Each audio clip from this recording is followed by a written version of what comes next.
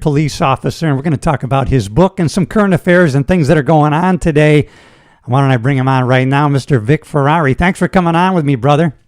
Hey, Cliff, how you doing? Thanks for having me on the show. I appreciate it. Good. We're live today, and we're going to see if maybe we get a few questions. If not, that's okay, because I always enjoy talking with you. And, what I want to get to right away is the release of your new book, which right here, NYPD Laughing in the Line of Duty. What was the impetus for this book, my brother? Like all my books, I'm not disciplined enough to write a novel or in chronological order. So what I do is I write short stories about funny things and some dark things that happened during my NYPD career. So what I'll do is I'll think of a chapter, I'll draw an outline, and for argument's sake, if there's a chapter, one of my books I have about police corruption, and it's called Crossing Over to the Dark Side. It's about guys that I worked with that went bad and how the NYPD tackles corruption. Or there might be a chapter, Practical Jokers, what goes on in the locker room about cops and how they go around ribbing each other and busting each other's balls. Yeah, real stories, but with a sense of humor, just like, really happens on the job. There's a lot of funny things that happen. It's always attributed that, well, that's kind of, what do they call it, gallows humor or whatever, but we kind of use it as a defense mechanism many times just to get through a certain thing. But these memories are, some of them are just really funny, right? Oh, yeah, definitely. I mean, some of the memories I have, I can just recite a story like Please. that. It's funny that guys feed me stories all the time.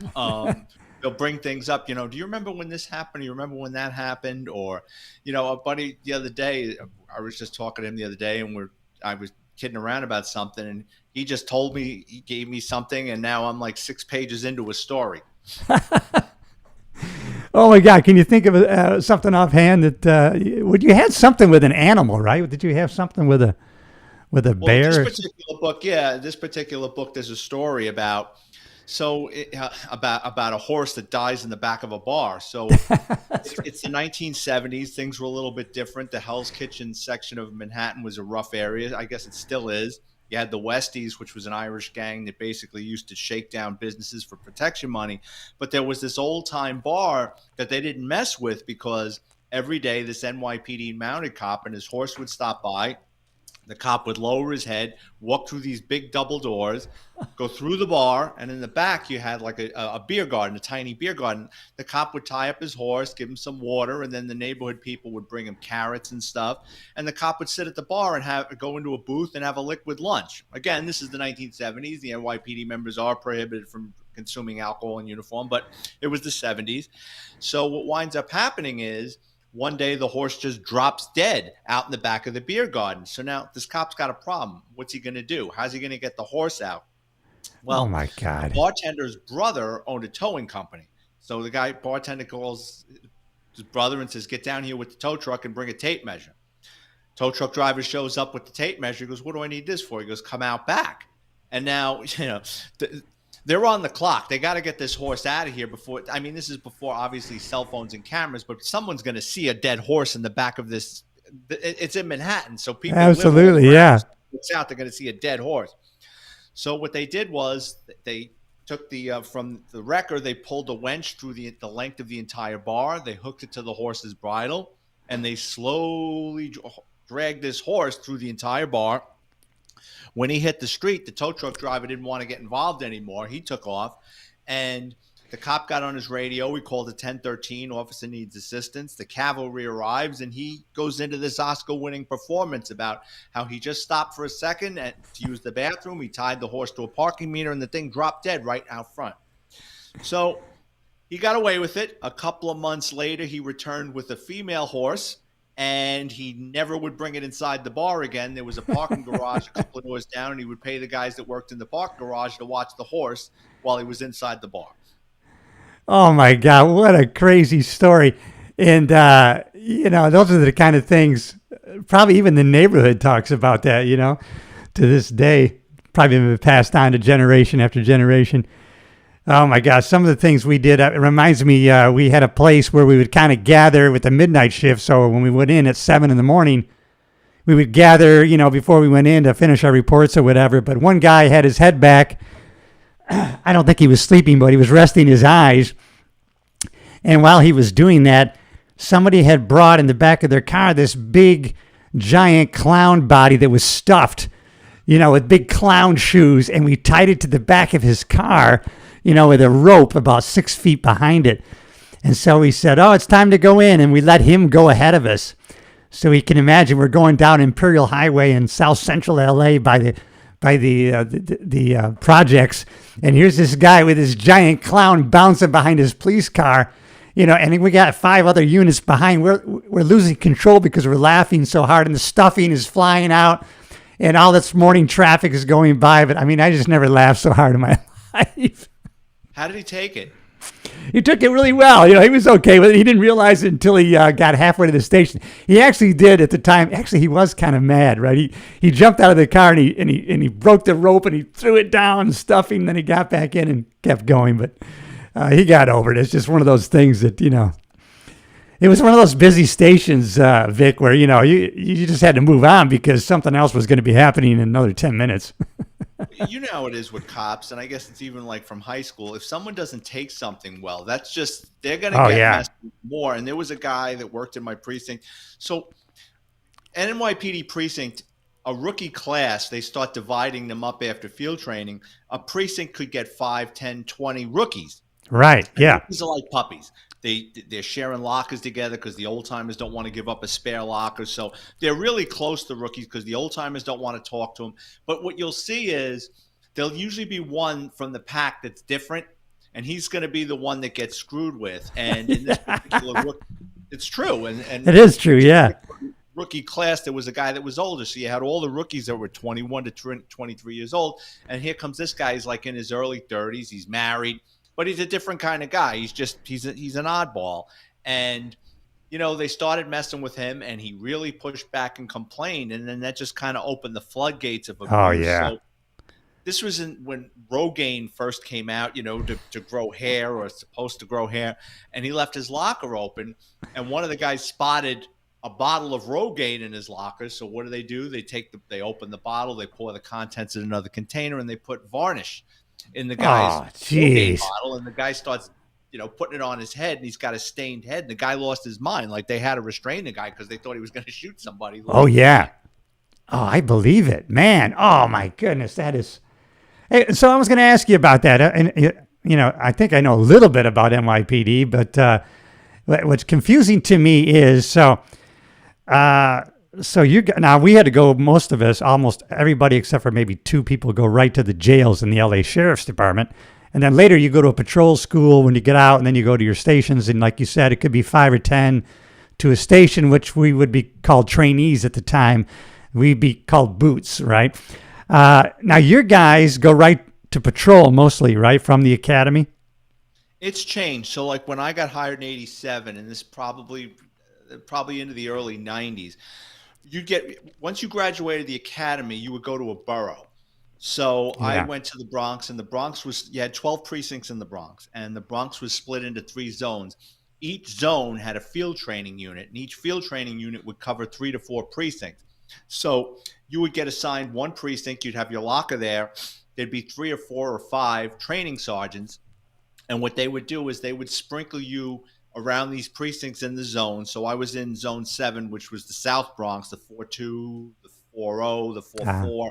So at any day, I could be anywhere in one of those 3 precincts. And then, you were expected to figure it out. And the sergeant would come by once or twice a day, ask you if you had any questions, scratch your book, or if you needed him, you would call him. And then several times a month, you and another rookie would drive around with the sergeant and answer calls. And, it was baptism by fire because you were picking up the shittiest calls. I mean, yeah. Ways, it was safeguarding a homicide. It was, they were a missing in the NYPD. Like one of the worst things, a missing child. Because that brings, especially if the child is like under 5 years old or something, forget it. The borough is involved. Captains are involved because they know it's going to be newsworthy, so they don't want to get caught with their pants down. So it's really all hands on deck with a lost child. A lot of crappy calls, but you learn that way, and you learn there are guys that would avoid those things, and then later on that comes back to bite you in the ass because if you don't know what you're doing down the road, that can lead to trouble. But nowadays, when you graduate the police academy, you go to a precinct. Yeah. and they'll send, again, 20, 15, 10, depending on the size of the precinct and manpower needs. And they'll send those rookie cops there, and there'll be one or two or three sergeants that do the same thing, but you're assigned to a precinct. Yeah, but what was so? This was this. Would this be the training sergeant when that you would be with? That sergeant's getting screwed over, right? 'Cause he's getting these shitty calls. You're with him, right? You're in the car with him. No, he wants it. I mean, the training sergeants, they put in for that because Okay. usually they get weekends off, they get chart days off. It's a tit detail to have the rookies, but you got to have patience. You know what I Yeah. mean? It's like Yeah. anything else, and some of them had patience, some of them didn't. Um, but but they really weren't handling it. They were just you were doing the paperwork and everything. They were Yeah. just guiding you. Okay, you got to do this, you got to do that. I mean, that's what they signed up for. So you didn't have you didn't have an assigned like training officer when you went to the patrol to a precinct. No, it's just a sergeant over your back. Oh my god! So I mean, but you were in the car with him or by yourself or So if you were on foot patrol, you'd come into work and it would say okay? Ferrari, 175th Street, Grand Concourse to Mount Eden, south side of the street, 1500 meal. And that's it. You would go up there and you'd be on the concourse like a wooden Indian in a cigar store and trying to figure it out. And then a couple of times a month, you'd come in and it would say Ferrari, Yates, Sergeant Kelly. And aye, Sarge, and you'd say, all right, Yates, you're going to drive the first half of the tour. Ferrari, you're going to drive the second half of the tour. What do you guys want to get? You guys want to get coffee or something? Okay, let's go. And we would just monitor the radio. So, but let's say you get a robbery call and you're newly assigned to this foot beat. Do people show up to say, hey, this is what you need to be doing first, or this is what you got, or are you trying to fumble through it? Oh, Sergeant's telling you what to do. Oh, okay.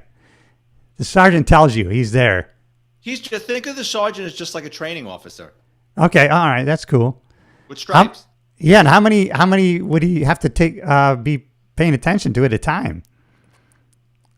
Well, when he's driving around, there's just two of you in the car with him, but he's also responsible for all those foot posts that are out there, and Oh, okay. they're Oh, getting okay. themselves involved. It's like puppies; they're getting involved in things. Ah, Sometimes they get in over their head, and then he's got to come and get them out of it, or good job, or you fucked up. I mean, it just depends. hey, and when do you get off? Was it called off training, or when is it? When are you turned loose by yourself? I don't know about now, but back then it was 6 months, and then Yeah, I did. It was funny. You do your 6 months, and then after six months, you're going to go to a permanent precinct. And guys, there were guys that I work with that they had family on the job. They knew where they were going. yeah. They knew guys in Police Plaza. This guy's uncle worked here. That guy. Me, I had no idea, and more than likely, I was going to stay in the Bronx or I was going to go to Manhattan.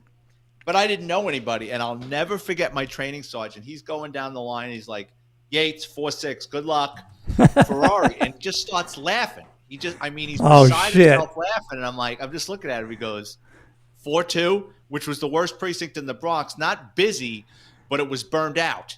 It was just Wow. burnt out and crackheads. There was no place to eat. It was just it was a dumping ground. It was either rookies went there or guys that screwed up in other commands across the city would get dumped there. It was a very miserable place to work. But Oh anyway, he's yeah. laughing at me, and he goes, "It's not even a place. You can't even get a sandwich there." He goes, "Did you screw up?" And I said, "I don't think so." He goes, "You got family on the job?" I said, "No." And he goes, "Well, that's it." He goes, 4-2, and then he just went to the next name. Was that because Fort Apache, the Bronx, right? The movie was that kind of that area? He filmed, yeah. The Bronx precincts all start with a 4, except for the 5-0 and the 5-2. Oh, But okay. 4-1 and the 4-2 were right next to each other. Yeah. They're basically the same place, but the 4-1 got the attention because they named the movie after it. But they filmed Fort Apache, the Bronx with Paul Newman. That was filmed in the old 4-2 on Third Avenue. Oh my God, that's crazy. Okay. Yeah. Wow. They Man, filmed that's it where all you were around that going, huh? neighborhood. Did you spend a lot of time there? I was there 6 or 8 months, and you had a lot of guys that would a lot of old timers that were miserable. Yeah. You know what I mean? You had a lot of guys from the Vietnam era that had screwed Yeah. up somewhere, and they would dump there. There was a lot of alcoholism. There was drug use, which I wasn't privy to it. The way I found out about it was probably about 3 months after I got assigned to the 4-2 through collective bargaining. the NYPD mandated random drug testing. It used to be you would only get drug tested to come on the job, to work in a specialized unit, or if your supervisor suspected something. Yeah. Okay. And that was far and few between that someone was going to do something like that. When they went to the random drug test, where it's computerized and supposedly it's like a lotto and your social security number, which we can get into that because I barely got drug tested most of my career. When I hit my 17th to 20 year, I was going like 3 times a year. It was like, are they trying to get rid of me for my pension? So they say it's random, but I have my suspicions. But anyway, when they went to that random drug testing, old timers were getting let out the door. I mean, it was wild. Like guys 20 years in, 17 years in, grown men in their 40s, 50s with family, for a variety of drugs. It wasn't just marijuana, heroin, and opiates, and Wow. yeah. Yeah, we had the same. We had the same thing. Random drug testing. I guess it would have been around 91, 92 or something for us. And because I remembered I had been transferred with a group, and we actually sued over our transfers. And man, next thing you know, man, I was going, oh, I got to go in for a drug test. And I remember it was like my 5th one. I remember this other guy saying, oh, I've never been tested. I was thinking, yeah, how can this be random? It just so happens a group of us who sued the department were Right. drug tested every 5 minutes. Well, the drug test thing in New York, now it's different. Now they pull hair because with hair now from the root, they can go back a lot longer with different Oh, types of drugs. yeah. But like when I was first hired, it's funny. So what'll happen is they pick, I don't know how many people a day. It's probably between 20 and 50. Yeah. And what'll happen is the NYPD has this system called the finest system, and every NYPD precinct or command has this teletype. And that Yeah. teletype goes off all day long. Yeah. It'll say transfers come up on that, suspensions, promotions, all sorts of crap. But the random drug test comes out first thing in the morning, and it'll say the following NYPD members have been selected for random drug screening. It'll say Yates Highway 1, Ferrari Auto Crime Bridge. There'll be a list, right? So your command, whoever's working that teletype or the TS, will tell the sergeant, and the sergeant will go, all right, so either the sergeant, someone's going to reach out to you. Now, I worked in organized crime, so sometimes I wasn't in the office. Sometimes I didn't come to the office. Sometimes I went straight to court. This particular day, I was doing a wiretap in a plant we had up in Westchester County, which is about 45 miles north of New York, 30 miles north of New York. So I'm in this wiretap room, 30 miles north of New York. I was doing overtime, so it's about 8 o'clock at night. And I call our Queens office to sign out. And he goes, I'll never forget the detective on the phone. He goes, we call it a Dole test. That was the name of the test. He goes, did you get Dole today? What are you talking about, Dole? He goes, I'm looking at it right here. And I said, who had the TS earlier today? So when he said the name, I was like, yeah, because the guy's a moron. In the NYPD, if that teletype comes down and you hadn't taken off, if you are not on vacation, if you're working, and if you do not piss in that cup by midnight, you're out of a job. They don't want to hear it. Wow.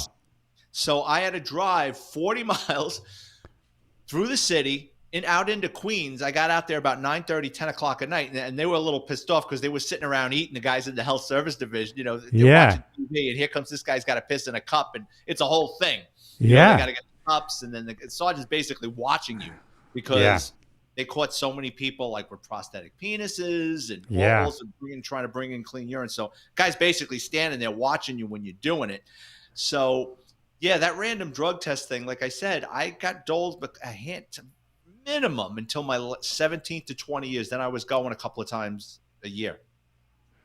What if that guy you signed out with if he hadn't said anything, was it his responsibility to say anything, or what if he hadn't? It was the guy on the day shift's responsibility. He just happened to have caught it. Yeah, so I mean, you wouldn't have been automatically fired though, right? Or you would have had a hearing, or they probably would have fired me, and I would have had to sue to get my job back. Yeah, but I probably would have won. Yeah, but it would have taken years. Nothing. Oh my God! In the NYPD, anything discipline related can take years. Yeah, years. So are you supposed to be like checking that teletype, and is that part of your daily duties? You should have kind of No, known about that, or no, right? no, that's supposed to be handled at the head. Your commands. Your command, the headquarters for all intents Yeah, and yeah. purposes. Yeah. God, I hate to have it in somebody else's hand, man. That would piss me off because I can't count on some people. Man, that's crazy. I want to ask you about this because I get confused about this too. So, who decides who goes to how? My fear was when I took the test, I don't want to work housing authority. I don't want to work transit authority. I want to be work a regular precinct. How they decide who goes where? Is that still under NYPD's umbrella or? So when I first got hired, it was three separate police departments. Oh, it was. So if you took the One NYPD test. test, that was different than transit authority. There was one test for three separate police departments. Housing Okay. was funded a lot by the federal government. Transit was his own entity, and then there was us, NYPD. So you would take one test, you'd pass it, you'd go through you go through everything, and just before you got sworn in, you had to go downtown, somewhere downtown, and it was up on a board, and literally, like I walked up there, and I looked, I went down there, Ferrari, NYPD, and I could have just as easily been housing police or transit police, and then in the early '90s, I think it was under the Giuliani administration, they merged them Oh, good. altogether because they all spoke different languages. If it was like three different countries, like we all Yeah. got along, we all did the same things, but it was three different countries. Three different countries. Yeah.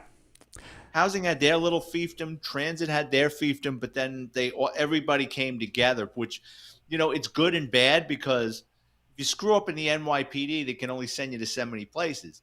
When we Yeah. all merged, they could send you to transit, they could send you to Oh shit. housing. So Yeah.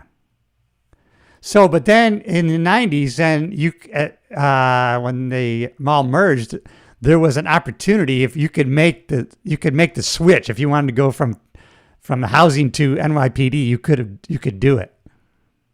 yeah, in the old days, now you could have done it when it was three different police departments. It's called a rollover. So back in the old days, before they all merged, say for argument's sake, I was a housing cop and I hated Yeah. housing. I thought it sucked. I'd have to take the police exam again, Oh. go through a background, even as I'm a housing cop. Go through because they would bust your balls. So you would have to go through your applicant investigation. You would have to take psychologicals. And once you were done with that, they would put you through the police academy for like a 2 or 3 week course. It Yeah. wasn't like the full 6 months. And then you'd have to go through field training. Like they really busted. I know guys that did it, rollovers, but they busted your balls to do it. Yeah, and so because I took the test 80 in '83, and then I got hired for the sheriff's department, and then I decided because I was at band 3, and then I got notice you're on band 3. If you want to have your name put back on the list, you can come to New York and do it.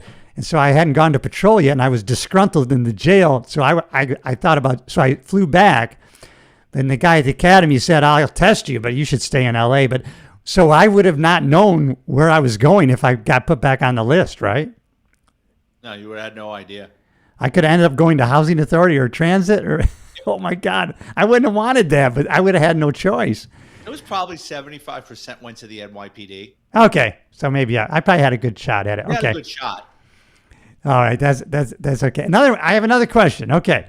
Who are these guys and gals? Who are the traffic people on the corners? Where are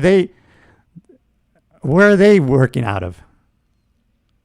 Okay, so the NYPD in the old days, Yeah. you had meter maids, Yeah. traffic enforcement agents. We used to call them brownies. They dressed in brown, and we did not get along with them. I mean, they would write cops' cars, and then Yeah. you know, there was just a lot of animosity. And then they merged them under the control Ah. of the NYPD. But they're civilians that get ticket books, and they go out and write parking tickets. And I think some of them can write moving violations. But within the NYPD, you have summons guys that's just their job. They work. Every precinct's got a handful of cops that's all they do. They're usually socially inept, and they go out and write parking tickets or moving violations all day long. And then in Manhattan, you have traffic units of cops that go around on scooters Yeah. or foot posts, and they write tickets all day long. So so when I go and visit in the Christmas time, I'm out there at 5th and 63rd. There's guys out there during rush hour. They're directing traffic. It says traffic division, but it says NYPD, and they got guns. Those are those guys. Yeah, Those are cops. The meter maids don't carry guns.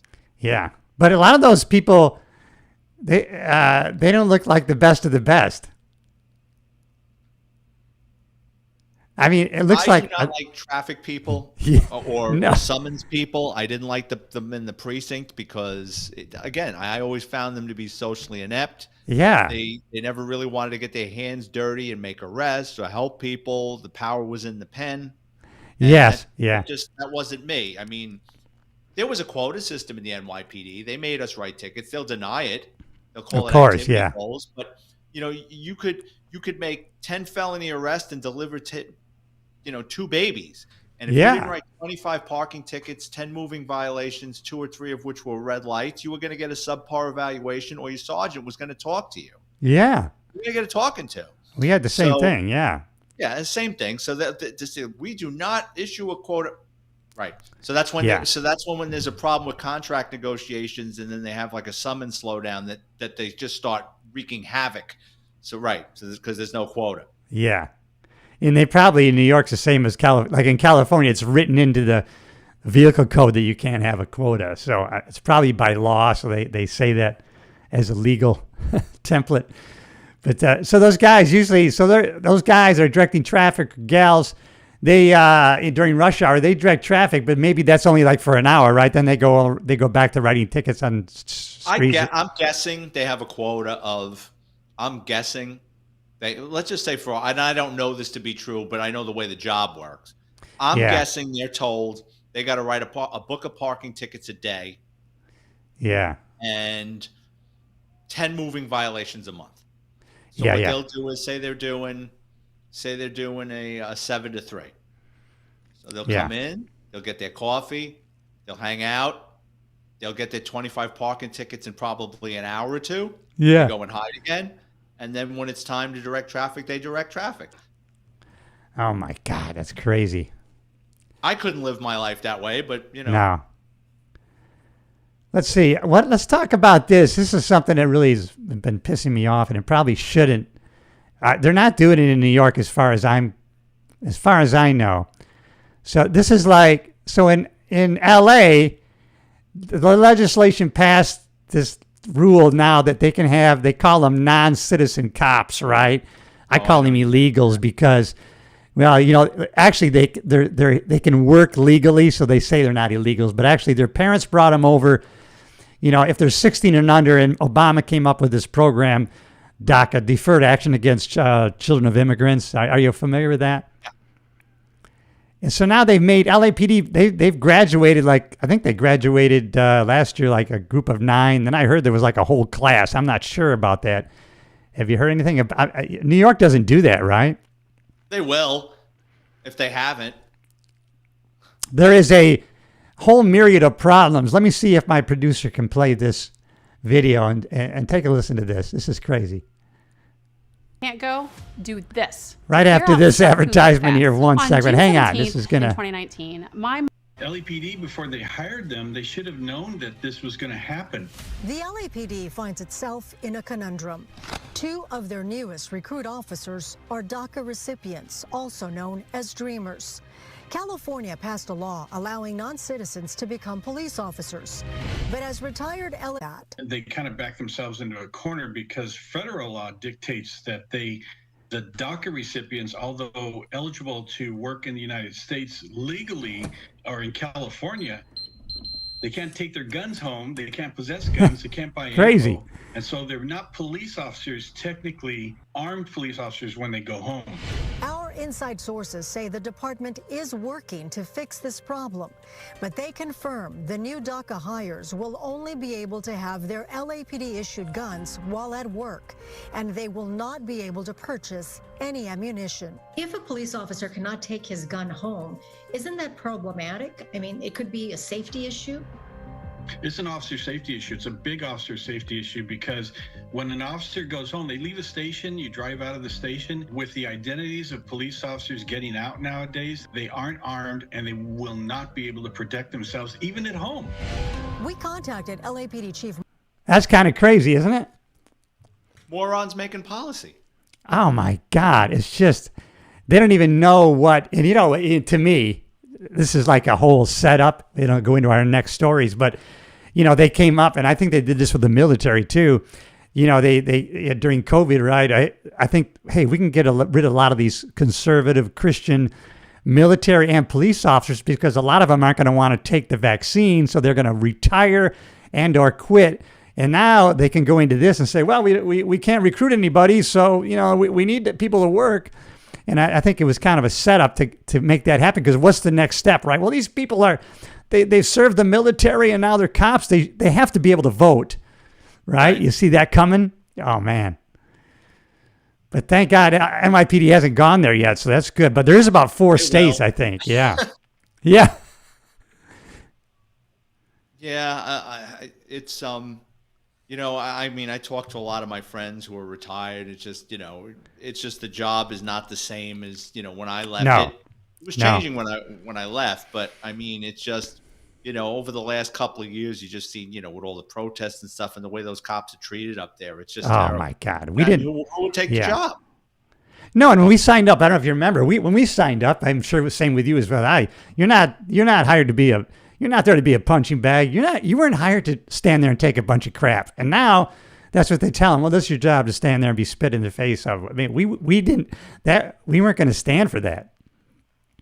No, I mean every generation of cops, tells the other generation, hey, we used to do this, we used to do that. But I mean, it's really gone in the opposite direction quick.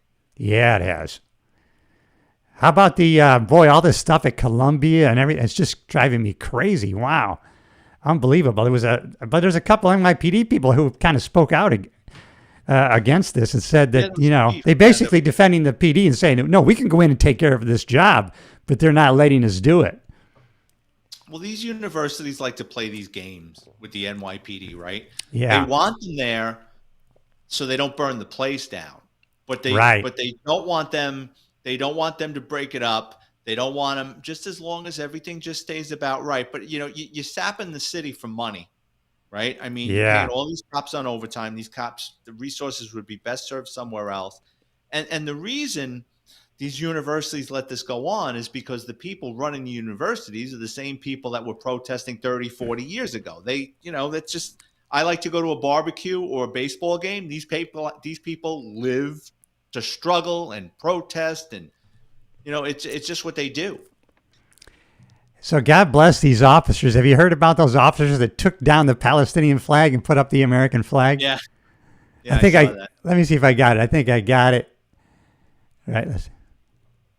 Do not let them raise your rates. All right, hold on, I used rates, to fall victim guys. to outrageous insurance prices. I believed there was nothing I could do every time they raised my rate. New York City College police removed a Palestinian flag that was hanging from the flagpole on the main campus, and an American flag was once again raised on that flagpole.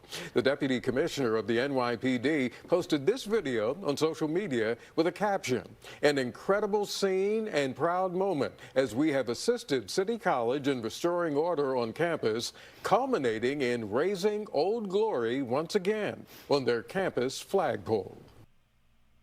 Well, that's what you got to do. You got to take advantage of these. You got to be your own, since the marketing has been so libelous against office police. We got to be your own marketing agent and say, listen, this is what's really happening and what we're really doing. So I think that was a great moment to put out there. Yeah, there is a chief. I can't think of his name, but he's been very vocal about these protests. And I'm kind of curious, I'll probably fire him for this. Yeah. I mean, why they haven't shut him down, why the department hasn't told him to knock it off, or the news hasn't jumped on this guy, but he's everything he's saying is correct. Yeah, and of course, I happened because I had a dentist appointment today, so I got up it wasn't early. I got up at 7. So, but the thing is, it was 4 a.m. UCLA time, and they were live at UCLA, just getting ready. They had taken over Royce Hall, and man, they were they were going in mass, and CHP had 200 some officers there. You know, USCLA is on state property, so actually CHP kind of has the jurisdiction on the campus. So they were like taking the lead on this. But man, they had such a tent village there, man. Did you see any of that today? No, I have not. I didn't get up that early. Yeah, but I was surprised. So this went on. So when I came back, they're still at it. So they were still dismantling, and they brought in like 7 or 8 of our buses to go in. They were hauling these people away. But the thing is, these people, and I think I can show you this. Look at this. I don't know if you've seen this. This is the amount of money since 2012 that these people have given to American universities. You got Qatar, $3,281,000,000 since 2012. China. So, you know, when all these people are, you know, when they're saying we're pulling our money, our alumni, we're not going to pay for this. You know, I don't think they care, because they are funding these Muslim student associations or organizations. And, you know, the universities are saying, hey, we'll put up a wing for you. You're giving us, $4 billion. And so they're really, because you think about it, Vic, these people wouldn't even know where, you know, the Gaza is on the map, you know. And so, you know, these are agreed. They're buying them. They're playing to these administrators. Yeah, they're buying them. Yeah. They're buying them.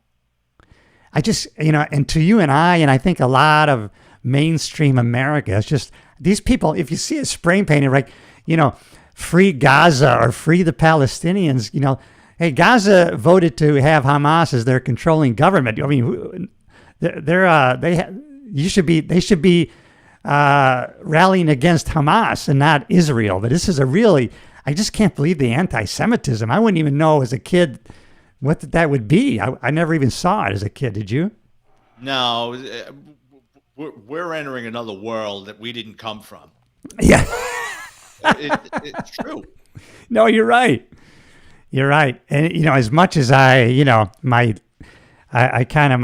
platform is usually positivity, motivation, and personal growth, but we have to be aware of what's going on and really kind of pay attention, because as you say, I mean, just when you think, well, is it really that bad? It really is, right? Yeah, absolutely. I mean, and it's everywhere you look. Yeah. You know, it's like a rock just picking up speed, you know, going down a hill. It's like first it was, you know, the woke nonsense. Now it's this. You don't get a break. No, you don't get a man. And maybe I should stop reading some of these other books. I've been reading a book called Blood Money by Schweitzer. It's about all the things that are happening with China and these people that are coming up through the Darien Gap, and how within a couple of days, these people are in New York. For some reason, I had something that showed they show up in New York, and then they're like 17,000 cases behind. So they're just released into New York until they get their hearing. They'll never hear from them again. No. And it's all a bunch of bullshit, the asylum hearing, because most of these people what do you call them? They're economic immigrants. They're not seeking asylum from a tyrannical regime. They're economic immigrants. Yeah. Yeah, or worse. They're coming here to do us harm. No, and that's right. Yeah. There is some argument about that. Well, these are military age people, but a lot of another book that I'm reading is called Unrestricted Warfare, and it's about these guys. It's basically how China views, the war really against us, the military action, where before, there's a big ocean there, and it's really hard to conduct any war. But if they can kill 100,000 military age Americans without firing a shot with this fentanyl, why would you even want to raise a gun? Well, they want our farmland. They want our technology. Yeah. And, that's another thing I was reading, too, is like, well, you know what? They like it the way it is. What they want is for us to be inculcated. They want them to be inculcated in our society, because all that information comes back to them, and they steal our information and our technology. Oh, yeah. It was another good point that I didn't really kind of think about, was the fact that, we as Americans, we leave it up to the CIA and different three-letter agencies to gather intelligence and report to the government. Well, in China, from the day you're born, you're doing everything for the state. And so when these students come over here and get their student visa, they have an obligation still to share everything with the state of China. They are, Oh yeah. yeah. So that's exactly what they're doing. Just picking your house clean. Yeah. I guess they closed a couple of these Confucius institutes. They were basically an organized spy rings is what they were, and they've closed a bunch of them down. I got a story about that. Please, There was a story that broke, it was a year or two ago. Retired NYPD sergeant got wrapped up in this, and this retired NYPD sergeant started a private investigative firm, PI in New York. Right, somewhere. yeah. And somebody, one of these Chinese military guys went to him and said, we need you to find, I don't know, a handful of people, and there were dissidents, and they what the Chinese do is they find these people and they bust their balls and tell them, you got to go back to China. We're going to make your life miserable. You're going to make your family miserable. You got to do your time over there. They really pressure these people to go back to China to face the music for whatever offenses over there. Wow. And they were using private investigators over here to find and hound these people. And I didn't know this guy well. He worked in a precinct that I was in, and he wasn't a bad guy, but he was stupid. Yep. Oh yeah. I know those guys. A dopey guy. And when I saw him get promoted sergeant, like I walked into a precinct one time and I saw him behind the desk and I said, hey, how you doing? He goes, hey, how's it going? And I'm saying to myself, how the frig did this guy get promoted? Nice guy, but dumb. And it's funny because when that story broke and I'm reading it and I go, my first reaction was, let me pick up the phone. Let me call up this U.S. attorney and say, listen, I know what you guys are thinking, but this guy is a moron. He's not what you think he is. He's just stupid and got conned into it. And then I said to myself, what the hell? I don't even know this guy well. Why am I going to pick up the phone and get myself involved in this? You know what? It's not my fight. Well, you saw wrong. Hey, but is this where these, what do they call them? Underground, like Chinese police forces, like in New York, they find these? Yeah, they open up they're supposed to be like cultural centers, but basically it's a base of operations to hound Chinese dissidents and break their balls and tell them to come back. Oh my God. Yeah, and I just heard I've heard them, couched as, actually Chinese police forces, but that's how they're doing it. They're just like hounding the Chinese citizens, right? That they're after. Just tell them to get the fuck out. I mean, just close this place down and come on, they know, our intelligence operations, they know who these people are. Exactly. Yeah. Yeah.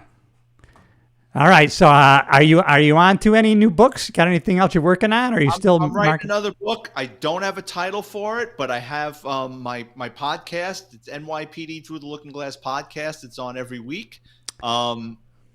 You've had great guests on. I'm going to have put all the links. Yeah. I'm going to put the link for your podcast in there. And also, where can they get the book? On Amazon, right? Or any? So just go to Amazon, type in my name, Vic Ferrari, like the car. You can preview all my NYPD books for free. Great books, man. So, all right, why don't we end on this note? And let me ask you one more question, because I'm thinking about it myself. I found it easy to do my memoir and tell these police stories because I knew these stories. I lived them. But have you thought about doing any fiction novels? I don't know if I could do it. Well, me neither. That's why I was asking. I don't read fiction. I'm not me neither. In fiction. You put a mobster on or a retired cop telling their stories. I'm like a kid in a candy store. But I can't get into fiction. I can't. I'm like you. There's too many nonfiction that are too good. And maybe I think I've taken a lot of writing classes, maybe because I got enamored when I could see what some of these people were making. Some of these ladies in the Midwest writing romance novels, making, $1 million a month on some of these things. I'm thinking, what? That's the number one seller is these romance novels. You know what? I know exactly what you're talking about. And it would kill me if I wrote one of these things and then it didn't make any money, because then I kick myself in the ass and go, I knew it. Why would I get myself involved in it? It's almost like, Cliff, when you go to a concert and you see some band that you liked from the 80s. Yeah. And they're playing like this new music. And like, would you just stick to the classic? Like, what I paid for the ticket for? Like, what are you branching out into this crap? I can't get into it.